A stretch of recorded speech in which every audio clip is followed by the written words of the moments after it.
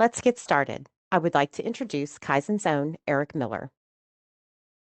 Thank you, Sherry, and I appreciate everyone's time this morning or evening, depending on which part of the world you're joining us from. Today we're going to be talking about cleaning at room temperature and the need to clean multiple metals at room temperature. And the key here is kind of without foam. That's going to be the concern.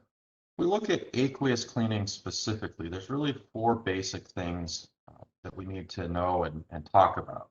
First is the time, and this is the amount of time that the cleaning chemistry is seeing your parts. We can measure that in lots of different ways, but that's the main concern. The second concern is the energy that's being applied to cleaning those parts. That comes in a variety of different ways. That can be spray, that could be ultrasonic, might be just good old-fashioned elbow grease and a toothbrush, but you have to apply some energy typically to do the cleaning. We talk about solvency, but specifically with aqueous chemistries, we're talking about the concentration. And for most aqueous chemistries, that may be a few percent concentration up to 25 or 30% in some extreme cases. But that concentration does affect the cleanliness and the ability to clean. But more specifically about today, we're talking about temperature and what happens or what do you need to consider as you're cleaning parts with little or no temperature. But it's a great way to remember it. Test time, energy, solvency, and temperature. So what really makes room temperature a challenge is, as we alluded to already, is foam. The generation of foam is a challenge. Jason Schwartz did a nice tech-to-tech on controlling foam in the wash bath. You might want to check that out. But in addition to simply the foam, the part geometry can play a part in not only the complexity to clean, but also the generation of foam. If you have a part that's got a lot of different complex geometries in your spraying, that could also generate foam. But it also comes down to the soils that you're removing and the variety of soils that you're removing. It might be a scale or an oxide. It could be some heavy greases or oils. It might be some carbonaceous soils or some waxes. In addition to the geometry, what it is you're cleaning is really important, and the ability to do that at room temperature can be critical. If we look at specifically a remanufacturing operation, one of the challenges that we have is the variety of metals that you're going to see. You might see some hard metals like steel, magnesium, titanium. You might have die-cast parts. You might get some of the softer yellow metals, or a combination of different metals. And the ability to clean those and have effective cleaning and compatibility with those different metals is important. Can also add to the challenge in the types of equipment that are available. There's a wide variety, and this is only a cross-section of what's available, but they all provide energy and different challenges for cleaning. And so, in an ultrasonic system, foam's really not that much of an issue. However, you may have to deal with some heat and some things like that as it cavitates. It will increase the energy or increase the temperature. But in spray systems, you may have more of a challenge with foam. So again, it really comes down to the type of equipment you have.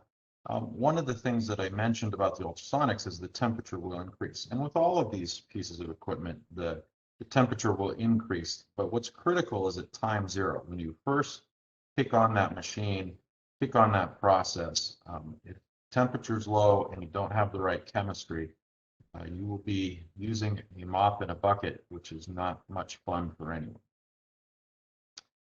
What about deburring? Deburring is a process that's often used in manufacturing parts and is a critical step, but you can also clean and deburr at the same time. There's a couple ways to do it. There's your vibratory systems, but there's also high pressure systems. And in both cases, they don't use elevated temperature. But when you're spraying something at 5,000, 10,000 psi, you can't afford to have the foam generated if you don't have a chemistry that's well suited for cleaning at room temperature.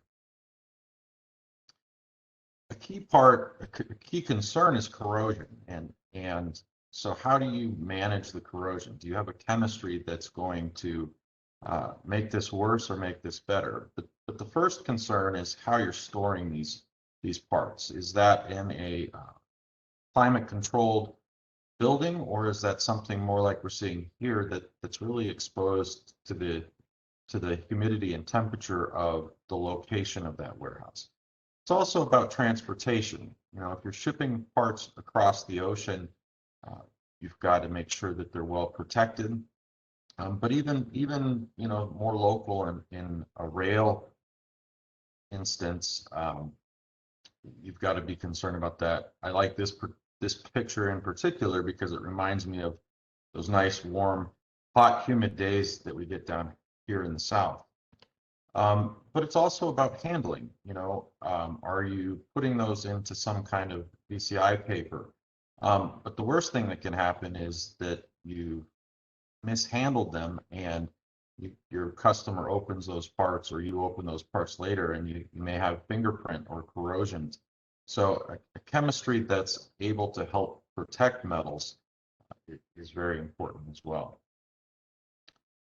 So when you're selecting the chemistry, you need to make sure that it works at a low temperature. And again, that time zero is kind of critical.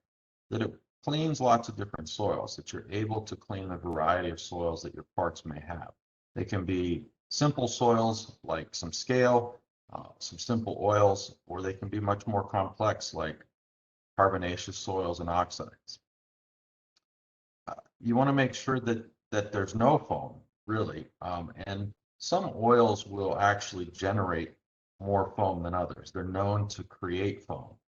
And so making sure that not only the chemistry is not creating foam, but the chemistry has the ability to control the foam of some of the soils that you'll be putting into the system is really important.